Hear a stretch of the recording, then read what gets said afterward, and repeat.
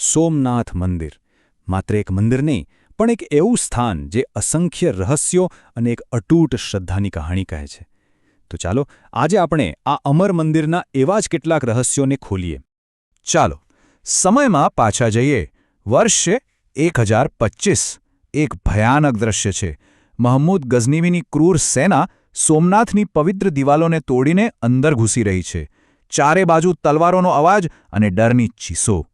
એમનો ઈરાદો સ્પષ્ટ હતો: લૂંટ અને વિનાશ. પણ જેવું એ લોકો ગર્ભગૃહમાં પહોંચ્યા, એમણે કંઈક એવું જોયું કે એમના પગ ત્યાં જ થંભી ગયા, જાણે કે સમય રોકાઈ ગયો હોય. એવું તો શું હતું ત્યાં?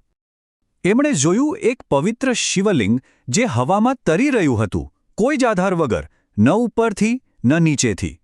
અને જુઓ, આ કોઈ મનઘડત વાર્તા નથી. આ વર્ણન તે સમયના પ્રખ્યાત ભૂગોળશાસ્ત્રી ઝકરિયા અલ કાઝવીનીએ પોતે લખેલું છે. આ હતું સોમનાથનું પહેલું મોટું રહસ્ય. હવે સવાલ એ થાય કે આ કઈ રીતે શક્ય છે? ગુરુત્વાકર્ષણના નિયમોને પડકારતી આ ઘટના, એની પાછળ શું હતું? ચાલો એને સમજવાનો પ્રયત્ન કરીએ. આજનું વિજ્ઞાન આને મેગ્નેટિક લેવિટેશન કહે છે. મતલબ કે ચુંબકની તાકાતથી કોઈ વસ્તુને હવામાં સ્થિર રાખવી. માનવામાં આવે છે કે મંદિરનો જે ગુંબજ હતો ને, એ ખાસ પ્રકારના ચુંબકીય પથ્થરો એટલે કે લોડસ્ટોનથી બનેલો હતો, અને શિવલિંગ લોખંડનું. એટલે ગુંબજનું ચુંબકીય ખેંચાણ અને શિવલિંગના વજન વચ્ચે એક એવું પરફેક્ટ બેલેન્સ બનાવવામાં આવ્યું હતું કે શિવલિંગ હવામાં જ રહેતું હતું. તો પછી આને શું કહીશું? કોઈ જાદુ? કે પછી હજારો વર્ષો જૂનું એક એવું ગુપ્ત વિજ્ઞાન જેની સમજ કદાચ આપણા પૂર્વજો પાસે હતી અને આપણે આજે એને ફરીથી સમજી રહ્યા છીએ? ખરેખર વિચારવા જેવી વાત છે, નહીં? પણ સાંભળો, આ હવામાં તરતા શિવલિંગની વાત તો માત્ર એક શરૂઆત હતી. સોમનાથના દરેક પથ્થરમાં જાણે કે એક અલગ જ રહસ્ય છુપાયેલું છે. એમાંથી જ એક છે આ બાણસ્તંભ. આ કોઈ સામાન્ય સ્તંભ નથી. એના પર 6ઠ્ઠી સદીમાં લખવામાં આવ્યું છે કે આ જગ્યાથી સીધા દક્ષિણ ધ્રુવ સુધી સમુદ્રમાં કોઈ પણ જમીનનો ટુકડો આવતો નથી. એક સીધી અવિરત સમુદ્ર રેખા. જરા વિચારો, એ જમાનામાં જ્યારે કોઈ સેટેલાઇટ નહોતા, કોઈ આધુનિક નકશા નહોતા, ત્યારે આટલી ચોક્કસ ભૂગોળની જાણકારી એમની પાસે ક્યાંથી આવી? આ એક એવો સવાલ છે જે આપણા પૂર્વજોના જ્ઞાનની ઊંડાઈ બતાવે છે અને જેનું રહસ્ય આજે પણ આપણને આશ્ચર્યમાં મૂકી દે છે. અને હવે વાત કરીએ એક એવા રહસ્યની જે સીધું ભગવાન શ્રી કૃષ્ણ સાથે જોડાયેલું છે: સ્યમંતક મણિ. જી હા, એ જ દિવ્ય મણિ. એવી માન્યતા છે કે આ મણિને ખુદ શ્રી કૃષ્ણે મૂળ શિવલિંગની અંદર સ્થાપિત કર્યો હતો. આ વાત સોમનાથને સીધું દ્વાપર યુગ સાથે જોડી દે છે. અને આ મણિની તાકાત કેટલી હતી? કહેવાય છે કે એ દરરોજ 77 કિલો સોનું ઉત્પન્ન કરતો હતો. વિચાર કરો, રોજનું 77 કિલો સોનું! આટલી બધી સંપત્તિની તો કલ્પના પણ કેવી રીતે કરવી? સ્વાભાવિક છે કે આટલું જ્ઞાન અને આટલી બધી સંપત્તિ એ દુશ્મનોની નજરમાં તો આવવાનું જ હતું. અને બસ આ જ કારણે સોમનાથ સદીઓ સુધી આક્રમણખોરોનો નિશાન બન્યું. મહમૂદ ગઝનવીના આ શબ્દો જ બધું જ કહી દે છે: હું મૂર્તિઓ તોડનારો છું, વેચનારો નહીં. એનો મતલબ સાફ હતો. એનો હેતુ માત્ર સોનું લૂંટવાનો નહોતો.